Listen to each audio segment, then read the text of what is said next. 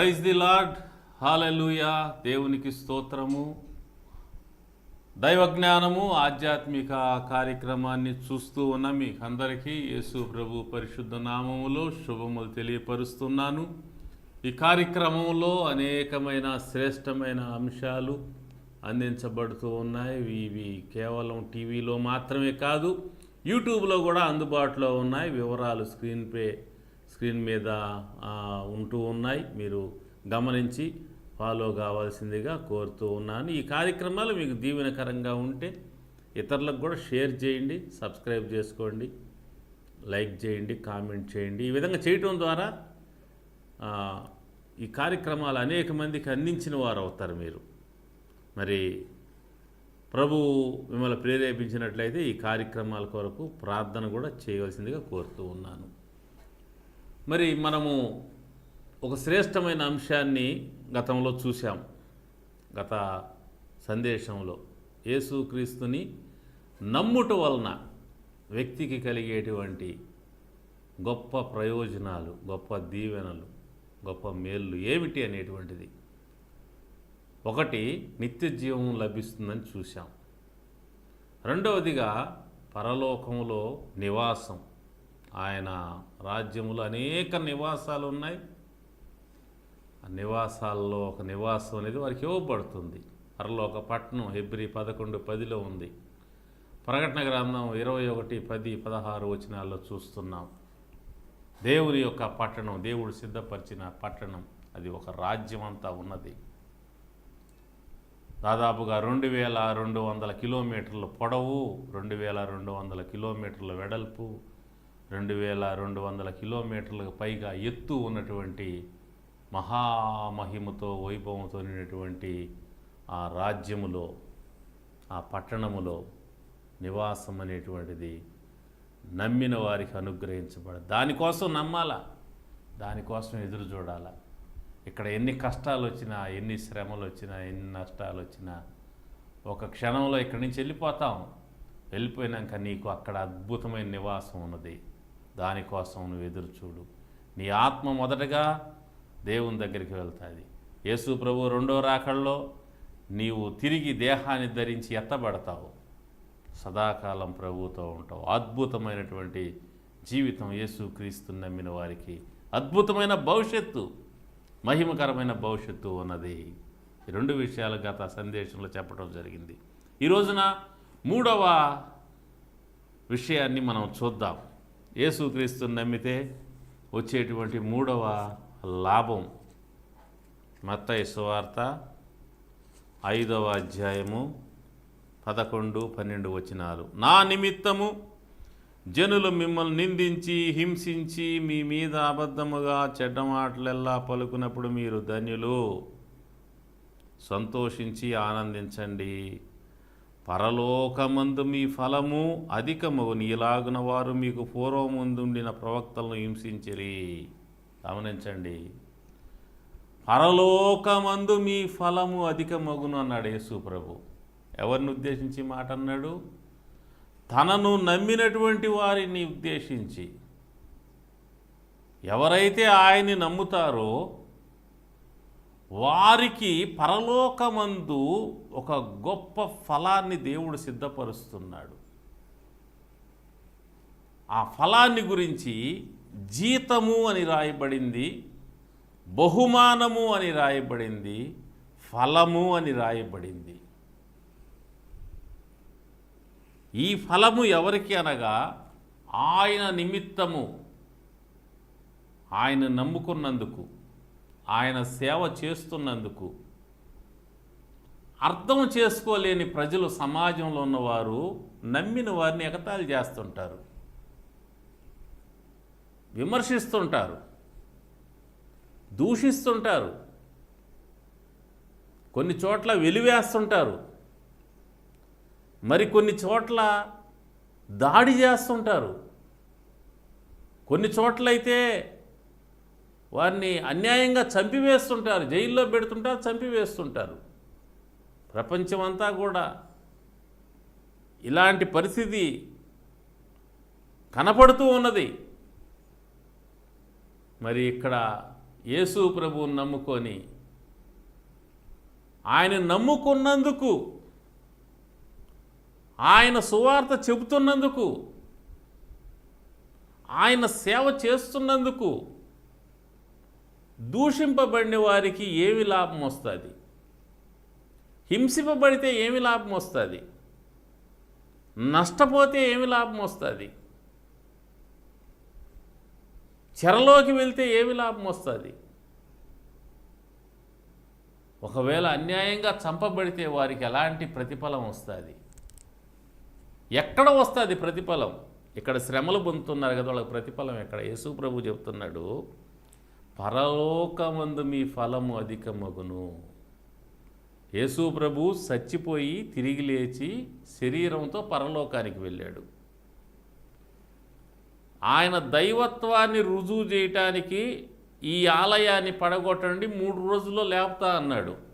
అంటే నన్ను చంపండి, 3వ రోజు లేస్తానని యేసు ప్రభు చెప్పాడు. ఆ విధంగా ఆయన చనిపోయి 3వ రోజు తిరిగి లేచి తన దైవత్వాన్ని ప్రపంచానికి రుజువు చేశాడు. నిజమైన దేవుడు తానే అని. ఎందుకంటే దేవుళ్ళమని చెప్పుకునేవాళ్ళు చాలామంది, దేవుళ్ళని పూజింపబడుతున్న వాళ్ళు చాలామంది ఈ ప్రపంచంలో ఉన్నారు. వాళ్ళందరూ కూడా చావు దగ్గరికి వచ్చేసరికి మరణం చేతిలో ఓడిపోయి సమాధిలోకి వెళ్ళిపోయారు. ఎవరు కూడా యేసు ప్రభువులాగా నన్ను చంపండి నేను లేస్తా అన్నోళ్ళు ఎవరు లేరు. యేసు ప్రభు ఒక్కడే ఆ మాట ఎందుకు అన్నాడు? ఆయన అన్నాడు, పునరుద్ధానము జీవము నేనే అన్నాడు. అంటే తిరిగి లేపేవాడిని నేనే, జీవాన్ని ఇచ్చేవాడిని నేనే అన్నాడు. తిరిగి లేపటమే కదా ఆయన చచ్చిపోయిన వాళ్ళని, నేను స్వయంగా తిరిగి లేవగలవాడిని రుజువు చేయడానికి నన్ను చంపండి అన్నాడు. చంపి సమాధిలో పెడితే 3వ రోజు తిరిగి లేచి వచ్చారు. దీనితో, ఈ సంఘటనతో ప్రపంచానికి నిజమైన దేవుడెవరు అర్థమైపోయింది. అందుకనే ప్రపంచంలో అత్యధిక శాతం యేసు ప్రభువుని నమ్మారు ప్రజలు, అన్ని దేశాల్లో కూడా. ఆయన నిజమైన దేవుడని రుజువు చేయటమే కాదు కానీ శరీరంతో పైలోకానికి వెళ్ళి పరలోకం ఉందని రుజువు చేశాడు. కాబట్టి యేసు ప్రభువుని ఎందుకు నమ్మాలా? ఆ పరలోకం కోసం. ఇక్కడ మన జీవితం ఏ క్షణం వెళ్ళిపోతాం తెలియని పరిస్థితి ఈ భూమి మీద మన జీవితం. వెళ్ళిపోయినాక యుగ యుగాలు యుగ యుగాలు యుగ యుగాలు మన ఆత్మ అనేటువంటిది దైవ సన్నిధిలో నరకానికి వెళ్లకుండా తప్పించబడి దైవ సన్నిధిలో నివసిస్తూ ఉంటుంది. యేసు ప్రభు 2వ రాకడలో ఆయన మన ఆత్మను తీసుకొని వచ్చి మన ఆత్మకు తిరిగి దేహాన్ని అనుగ్రహించి ఇదే దేహంతో పైకి తీసుకొని వెళ్తాడు. పరలోకంలో నిత్య జీవాన్ని ఇస్తాడు. తర్వాత అక్కడ అద్భుతమైన నివాసాన్ని ఇస్తాడు. 3వది ఏమిస్తాడు తెలుసా? ఫలాన్ని ఇస్తాడు. అంటే బహుమానాన్ని ఇస్తాడు. ఏం బహుమానం అది? ఏం ఫలం అది? ఏమి జీతం అది? ఈ ఫలము, బహుమానము, జీతము, ఈ పదాలు ఈ లేఖనాల్లో ఉన్నాయి. మనకున్న సమయం కొంచెం కాబట్టి నేను అవి చూపించటం లేదు. ఫలము అనే మాటతో నేను కొనసాగుతున్నాను. మరొక చోట జీతం అని ఉంది, అది కూడా చూపిస్తాను.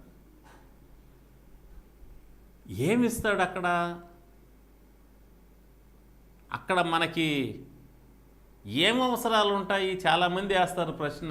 పరలోకంలో ధనం చేకూర్చుకోమన్నాడు యేసు ప్రభు. పరలోకంలో ధనం ఎందుకండి? పరలోకంలో ధనం ఏం చేసుకుంటామండి? అక్కడ ఏం కొనుక్కుంటామండి మనము? అన్నీ ఉంటాయి కదా అని అంటారు. చాలా అమాయకమైనటువంటి ప్రశ్న. పరలోకంలో ఫలము అధికమవుతుందని యేసు ప్రభు చెప్పాడు. అంటే ఒక ఫలం ఉంది, అది అధికమవుద్ది అన్నాడు. శ్రమపడిన వారికి, హింసలు అనుభవించిన వారికి, అవమానించబడిన వారికి, దూషింపబడిన వారికి ఒక నిరీక్షణతో కూడినటువంటి భవిష్యత్తు గురించి యేసు ప్రభు వాళ్ళకి చెప్తూ ఉన్నాడు. వాళ్ళ కళ్ళ ముందు భవిష్యత్తుని ప్రదర్శన చేస్తూ ఉన్నాడు ఆయన. ఏం బహుమానం ఉంటుందో మనకు తెలియదు. ఏం ఫలం ఉంటుందో మనకు తెలియదు, ఏమి జీతం ఉంటుంది, కానీ ఉంటుంది. అది గమనించండి, అది నమ్మండి. అక్కడ ఎందుకు అనే ప్రశ్న వేయొద్దు. యేసు ప్రభువు తెలియదా అది? ఉంటుందని ఎందుకు చెప్పాడు? ఉంటుంది. ఎలా ఉంటుంది? దాచిపెట్టాడు. అన్నీ చెప్తాడు ఆ దేవుడు. ఒక మాట చెప్తాడు, దాన్ని నమ్మి మనము ముందుకు వెళ్ళాలా. ఎక్కడికి వెళ్ళాలో అబ్రహాముకు తెలియదు. నువ్వు రా అబ్రహాం, నిన్ను ఆశీర్వదిస్తా అన్నాడు. నమ్మాడు, వచ్చేసాడు, అంతే. మనకు అన్నీ దేవుడు బయలుపరచ రహస్యాలు ఉన్నాయి, అవి దేవుడికి మాత్రమే తెలుస్తాయి. పరలోకంలో ఏం బహుమానం ఉంటుందో మనకి చెప్పాలి. ఆయన బహుమానం ఉంటుందని చెప్పాడు, అంతే. అది ఎట్టుంటుంది, ఏమిస్తాడు, ఎలాంటి బహుమానం, అది మనకు తెలియదు, కానీ అద్భుతమైనది ఉంటుంది, అంతే. చాలా చాలా అద్భుతమైన బహుమానం యేసు ప్రభు కొరకు శ్రమలు అనుభవించిన బిడ్డలకు ఉంటుంది. ఈనాడు సువార్తకు వెళ్తే ఎంతమంది బిడ్డల శ్రమలు అనుభవిస్తున్నారు. దేవుణ్ణి నమ్ముకున్నందుకు ఎంతమంది ఎగతాళి చేయబడుతున్నారు, విమర్శింపబడుతున్నారు, దూషింపబడుతున్నారు. దేవుణ్ణి ద్వేషించేవాళ్ళు, యేసు ప్రభువుని ద్వేషించేవాళ్ళు, బైబిల్ని ద్వేషించేవాళ్ళు సమాజంలో చెలరేగిపోతూ ఉన్నారు. వాళ్ళ ఉద్దేశం ఏంటంటే ప్రజలు, సమాజంలో ఉన్న ప్రజలు క్రీస్తుని గౌరవిస్తున్నారు, బైబిల్ గౌరవిస్తున్నారు, దైవజనుల్ని గౌరవిస్తున్నారు. కాబట్టి ఈ సమాజము, ఈ ప్రపంచంలో జీవించే ప్రజలు, సమాజంలో జీవించే ప్రజలు క్రీస్తును గౌరవించకూడదు, బైబిల్ని గౌరవించకూడదు, దైవజనులు గౌరవించకూడదు, క్రైస్తవుల్ని గౌరవించకూడదు, వాళ్ళని ఎగతాళి చేయాలా, విమర్శించాలా, దూషించాలా అనేటువంటి టార్గెట్తో సమాజాన్ని పాడు చేస్తున్నారు. అనేకమైన అసభ్యకరమైన మాటలు మాట్లాడుతూ, నీచమైన మాటలు మాట్లాడుతూ, యేసు ప్రభువు గురించి, బైబిల్ గురించి, మరియమ్మ తల్లి గురించి, దైవ సేవకుల గురించి, విశ్వాసుల గురించి బహు నీచంగా మాట్లాడుతూ చెలరేగిపోతూ ఉన్నారు. వాళ్ళని చూసి ప్రజలు కూడా నేర్చుకుంటున్నారు అలాంటి జీవనాన్ని, అలాంటి భాషను. అంతకుముందు కొంతకాలం కిందట యేసు ప్రభు అంటే సమాజంలో ఎంతో గౌరవము, బైబిల్ అంటే ఎంతో గౌరవము, మరియమ్మ తల్లి అంటే ఎంతో గౌరవము, పాస్టర్ గారు అంటే ఎంతో గౌరవము, క్రైస్తవులంటే ఎంతో గౌరవము సమాజంలో ఉన్నది. అయితే కొంతమంది ఆ యొక్క భావాలని మనుషుల హృదయాల నుంచి తొలగించి వేసి, మనుషులకు దేవుడంటే, బైబిల్ అంటే, క్రైస్తవులంటే హేయమైనటువంటి భావం కలిగించాలనేటువంటి టార్గెట్తో సమాజాన్ని పాడు చేస్తూ ఉన్నారు. అందులో భాగంగా అమాయక ప్రజలు వాళ్ళు చెప్పింది నిజమనుకొని నమ్మి మోసపోయి, వాళ్ళు కూడా చివరికి కూర్చుంటే లేయలేనటువంటి పరిస్థితిలో ఉన్నవాళ్ళు కూడా పాస్టర్ల మీదకి, దైవజనుల మీదకి, విశ్వాసుల మీదకి, సువార్తకు వెళ్ళిన వారి మీదకి దాడి చేయడానికి ముందుకు వస్తున్నారంటే ఎంతగా సమాజం చెడిపోయిన పరిస్థితి, ప్రభావితమైన పరిస్థితి, సంస్కారం కోల్పోయిన పరిస్థితికి వచ్చేసిందో చూడండి. ఒక రోజున దేవుడు వీటన్నింటికి కూడా తీర్పు తీరుస్తాడు. ఎక్కడికి ఎవరు తప్పించుకోలేరు. ఈరోజు బలం ఉందని, బలగం ఉందని, అధికారం ఉందని, లేకుంటే డబ్బు ఉందని చెలరేగిపోవచ్చు మనిషి. కానీ ఇది మనిషి సమయం, అందుకు మనిషి చెలరేగిపోతాడు. ఒకరోజు సమయం అయిపోద్ది, సమయం దేవుడి చేతిలోకి వెళ్ళిపోద్ది. చచ్చిపోయినా కూడా తిరిగి బ్రతికిచ్చి నిలబెట్టి తీర్పు తీరుస్తాడు, శిక్ష వేస్తాడు. దాన్ని తట్టుకోవడం ఎవడి వల్ల కాదు. సమాజంలో ప్రజలకు ప్రేమతో మనవి చేస్తున్నాను, ప్రేమతో తెలియజేస్తూ ఉన్నాను. మతోన్మాదులైనటువంటి వారు, క్రీస్తుని ద్వేషించేవారు, స్వార్థపరులైన వారు సమాజాన్ని రెచ్చగొడుతూ ఉండగా అలాంటి మాటలకు లోబడి నిజమని మీరు భావించి ఇలాంటి దాడులకు, హింసకు, దూషణకు దిగితే రేపటి దినం దేవుని యొద్ద తీర్పు తీర్చబడతారు. జాగ్రత్త. ఆ తీర్పు నుంచి ఎవ్వడు కాపాడలేడు. ప్రతి ఒక్కడు తీర్పులోకి వస్తాడు. గొప్పవారేమి, కొద్దివారేమి, మృతులైన వారందరూ దేవుని ఎదుట తిరిగి లేపబడతారు, నిలబెట్టబడతారు, తీర్పు తీర్చబడతారు. అయితే ఇలాంటి ప్రజల చేత దూషింపబడి, హింసింపబడి, చెడ్డ మాటలల్లా పలికినప్పుడు బాధపడి కన్నీరు గార్చినటువంటి వారికి ప్రభువు చెప్తున్నారు, మీరు సంతోషించి ఆనందించండి, మీరు ధన్యులు, ఎందుకంటే పరలోకంలో మీకు ఫలం అధికమవుతుంది. వాళ్ళకి ఏమొస్తుంది అంటే అన్నిటి వల్ల విశ్వాసులకి లాభమే వస్తుంది. ఫైనల్గా ఎంత రెచ్చగొట్టా క్రైస్తవులు రెచ్చిపోవటంలే. అదే వేరే వాళ్ళైతే ఎంత రెచ్చిపోతారో, ఎన్ని దారుణాలు ఈ సమాజంలో జరుగుతాయో, క్రైస్తవుల్ని ఎంత దూషించినా, ఎంత చీదరించుకున్నా, ఎన్ని దాడులు చేసినా, చర్చీలు కూలగొట్టినా, దైవ సేవకులను చంపుతున్నా, ప్రపంచంలో క్రైస్తవులు అనేవారు మౌనంగా ఉంటున్నారు. కారణం, వారు ఈ లోకం మీద వాళ్ళ దృష్టి లేదు. యేసు ప్రభు చచ్చిపోయి తిరిగి లేచి పరలోకానికి వెళ్ళాడు కాబట్టి ఆ పరలోకం మీద దృష్టి పెట్టుకుని వాళ్ళు బతుకుతున్నారు. అందుకే అన్నిటినీ కూడా వారు సహిస్తున్నారు. సహించిన వారికి రేపటి దినం పరలోకంలో వచ్చేటువంటి ప్రతిఫలం ఏంటంటే గొప్ప బహుమానం ఉంటుంది. అది ఎలా ఉంటుందో అక్కడికి పోతే కానీ తెలియదు. ఇక్కడ దేవుడు చెప్పలా, పరలోకమందు మీ ఫలము అధికము అన్నాడు.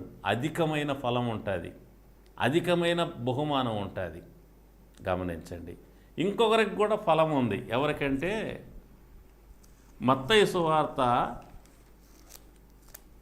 10వ అధ్యాయము 40వ వచనం నుంచి చదువుతాను. మిమ్మల్ని చేర్చుకునేవాడు నన్ను చేర్చుకొను, నన్ను చేర్చుకునేవాడు నన్ను పంపిన వాడిని చేర్చుకొను. ప్రవక్త అని ప్రవక్తను చేర్చుకునేవాడు ప్రవక్త ఫలం పొందును, నీతిమంతుడని నీతిమంతుని చేర్చుకునేవాడు నీతిమంతుని ఫలం పొందును. మరియు శిష్యుడని ఎవడు ఈ చిన్నవానిలో ఒకని గిన్నె సన్నీళ్లు మాత్రం త్రాగనిచ్చునో వాడు తన ఫలం పోగొట్టుకొనడని నిశ్చయముగా మీతో చెప్పుచున్నాను. ప్రవక్తను చేర్చుకునేవాడు ప్రవక్త ఫలం పొందుతాడు. అంటే ఒక దైవజనుణ్ణి, ఒక దైవ సేవకుణ్ణి దగ్గర చేర్చుకొని ఆతిథ్యం ఇచ్చి, పరిచారం చేసి, సపోర్ట్ చేసి, సేవ జరిగించడానికి దోహదపడినటువంటి వ్యక్తి ఎవరైతే ఉన్నారో ఆ వ్యక్తికి దైవజనుడికి రేపు పొద్దున దేవుడిచ్చేటువంటి బహుమానంలో భాగం వస్తుంది. అదే ప్రవక్త ఫలము అంటే. ప్రవక్తను చేర్చుకునేవాడు ప్రవక్త ఫలం పొందుతాడు. మీకు అవకాశం వస్తే దైవజనులైన వారిని చేర్చుకోవటం, దైవజనులకు ఆతిథ్యం ఇవ్వటం, దైవజనులకు కానుకలు ఇవ్వటం, దైవజనులకు సపోర్ట్ చేయటం చేయండి. దానికి గొప్ప బహుమానం రేపొద్దున మీరు పొందుతారు. ఇక్కడ దేవుడు అవకాశం ఇస్తున్నాడు. దాన్ని వాడుకుంటే పరలోకంలో గొప్ప బహుమానం మీకు ఉంటుంది. సేవకు సపోర్ట్ చేయండి. ఫైనాన్షియల్ సపోర్ట్ కానివ్వండి, ఫిజికల్ సపోర్ట్ కానివ్వండి, వచ్చి పరిచర్య చేయటం కానివ్వండి, చేయండి. మీ సంఘాల్లో మీ పాస్టర్లకి, మీ దైవజనులకి చేయండి. ఇతరులకు కూడా దైవజనుల అవసరాల్లో ఉన్న వారికి చేయండి. దానికి గొప్ప బహుమానం మీకు ఉంటుంది. మీకు తెలియదు, అది అర్థం కాదు. ఏమొస్తుంది? గిన్నెడు నీళ్ళు ఇచ్చినా కూడా ఫలం పోగొట్టుకున్నాడు దేవుడు. ఎంత గొప్ప దేవుడు, ఎంత లెక్క కలిగిన దేవుడు ఆయన, ఎంత కృతజ్ఞత కలిగిన దేవుడు. గిన్నెడు నీళ్ళు ఇస్తే, గ్లాసు నీళ్ళు ఇస్తే నేను తాగేస్తాను మర్చిపోతాను, మీరు ఇస్తారు మర్చిపోతారు, కానీ దేవుడు మర్చిపోడు, లెక్క రాసి పెడతాడు. అలాంటిది మీరు భోజనం పెడితే, మీరు వస్త్రాలు ఇస్తే, మీరు కానుకలు ఇస్తే, మీరు కరపత్రాలు ఇస్తే, మీరు సాక్ష్యం చెప్తే, మీరు సువార్త చెప్తే, ఒక వ్యక్తిని ఆదరిస్తే, ఓదారిస్తే, ధైర్యపరిస్తే, పరామర్శిస్తే, వీటన్నిటికి కూడా ఫలితాలు ఉంటాయండి దేవుడి దగ్గర. అందుకని సత్క్రియలు చేయమంటాడు దేవుడు. క్రీస్తుని నమ్మినటువంటి వారు సత్క్రియలు చేసే వాళ్ళకు ఉండాల. మనుషులు మీ సత్క్రియలను చూచి పరలోకమందున్న మీ తండ్రిని మహింపరచినట్లు మీ వెలుగు వారి ఎదుట ప్రకాశింపజేయండి అన్నాడు. సత్క్రియలనే మనలో ఉండాలా. దానికి ఏముంటుంది అంటే ప్రతిఫలం ఉంటుంది. భూలోకంలో ఎవడివ్వకపోవచ్చు మనకు ప్రతిఫలం. మన వల్ల మేలు పొందినవాడు రేపొద్దున మనకు కీడు చేయొచ్చు కూడా, కానీ దేవుడు కీడు చేయడు. మర్చిపోవుటకు అన్యాయస్తుడు కాదు. ఎంతోమంది మేళ్ళు పొందుతారు, వెళ్ళిపోతారు, మర్చిపోతారు, పట్టించుకోరు. మేళ్ళు పొందుతారు, కీడు కూడా చేస్తారు కొంతమంది. అయినా కూడా దేవుడు కీడు చేసే దేవుడు కాదు. నువ్వు చేసిన మేలుకు అవతల వాడు కీడు చేసిన దేవుడు మేలు చేస్తాడు. భూలోకంలో మేలు ఉంటుంది, పరలోకంలో మేలు ఉంటుంది. పరలోకంలోనే మేలు ఎట్లుంటుందో మనకు తెలియదు, కానీ ప్రతిఫలం ఉంటుంది.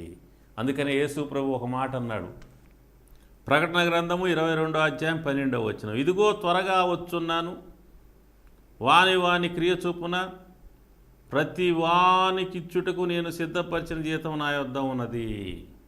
యేసు ప్రభు రెండో రాకడలో యేసు ప్రభు జీతం తీసుకొని వస్తాడు. ఎవరికి జీతము? ప్రతి వానికి అన్నాడు ఇక్కడ.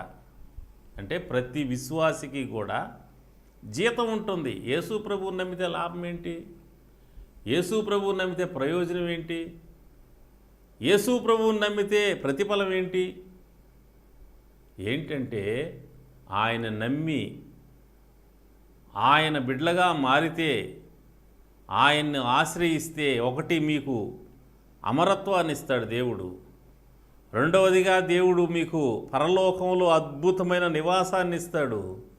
మూడవదిగా దేవుడు మీకు ప్రతిఫలాన్ని ఇస్తాడు. మీరు చేసే ప్రతి క్రియకు. ఇక్కడ రాయబడిన మాట, యేసు ప్రభు చెబుతున్న మాట, ఇదిగో త్వరగా వస్తున్నాను, వాని వాని క్రియ చొప్పున ప్రతి వానికి ఇచ్చుటకు నేను సిద్ధపరిచిన జీతము నా యొద్ద ఉన్నది. దేవుడు జీతాన్ని సిద్ధపరిచాడు. అదే ప్రతిఫలము, అదే బహుమానము, అదే జీతం. జీతం సిద్ధపరిచాడు నువ్వు చేసిన పనులకి. ప్రతి వ్యక్తికి జీతం ఉన్నది. దేన్ని బేస్ చేసుకొని ఇస్తాడు జీతం ఆయనంటే? నీవు చేసిన క్రియలను. ప్రతి వానికి వాని క్రియ చొప్పున. ఇంతకుముందు చూసాం కదా, గిన్నెడు నీళ్ళు ఇచ్చే క్రియ, దానికి ఒక బహుమానం ఉంటుంది. భోజనం పెట్టడం, దానికి ఒక బహుమానం. వస్త్రాలు ఇవ్వటం, దానికి ఒక బహుమానం. ఆతిథ్యం ఇవ్వటం, దానికి ఒక బహుమానం. కరపత్రాలు పంచటం, దానికి ఒక బహుమానం. సాక్ష్యం చెప్పటం, దానికి ఒక బహుమానం. ఇతరుల్ని పరామర్శించటం, పరిచర్య చేయటం. ఎవరన్నా రోగులుగా ఉంటే దగ్గరికి వెళ్ళి పలకరించటం, పరామర్శించటం, ఆదరించటం, ఏదన్నా సపోర్ట్ చేయటం, దానికి ఒక బహుమానం. ఈ విధంగా మనం చేసే ప్రతి మంచి పనికి కూడా దేవుడి దగ్గర బహుమానం ఉన్నది, ప్రతిఫలం ఉన్నది, జీతం ఉన్నది. అది ఎలా ఉంటుంది మనకు తెలియదు. చెప్పలా దేవుడు ఎలా ఉంటుందో. కట్ల డబ్బులు ఇస్తాను, బంగారం ఇస్తాను, వజ్రాలు ఇస్తాను, కార్లు ఇస్తాను, విమానాలు ఇస్తాను, ఏం చెప్పలే ఆయన. జీతం అన్నాడంతే. ఆ లోకంలో జీతం ఎట్లుంటుందో అక్కడికి పోతే కానీ తెలియదు. ఈ లోకంలో జీతము, బహుమానం, ప్రతిఫలం అనేది డబ్బుల రూపంలో వస్తుంది, బంగారం రూపంలో వస్తుంది, డైమండ్స్ రూపంలో వస్తుంది, లేదా ఆస్తుల రూపంలో, స్థలాలు, పొలాలు, నివాసాల రూపంలో ఎవరైనా ఇవ్వచ్చు మనకి, మనం చేసిన మంచి పనులకి. దేవుడిచ్చే ఎలా ఉంటాయి? మనుషులు ఇచ్చేయే ఎంత గొప్పగా ఉంటే, దేవుడిచ్చే బహుమానము, దేవుడిచ్చేటువంటి జీతము, దేవుడిచ్చేటువంటి ప్రతిఫలము ఎంత ఉన్నతంగా ఉంటుందో ఒకసారి ఆలోచన చేసి, దేవుని కొరకు జీవించటానికి, దేవుని కొరకు పనిచేయటానికి, దేవుని కోసము శ్రమ పడటానికి, ఒకవేళ తెలిసి తెలియక ఎవరన్నా ఒక మాట జారినా కూడా క్షమించి సర్దుకొని పోవటానికి, సమాజంలో మంచి సహోదర వాతావరణం, సద్భావంతో కూడిన వాతావరణం, సమాధానంతో కూడిన వాతావరణం, మంచి వాతావరణం కలిగించడానికి మనం ప్రయత్నం చేయాలి. క్రైస్తవులంటే లోకానికి వెలుగు అన్నాడు యేసయ్య.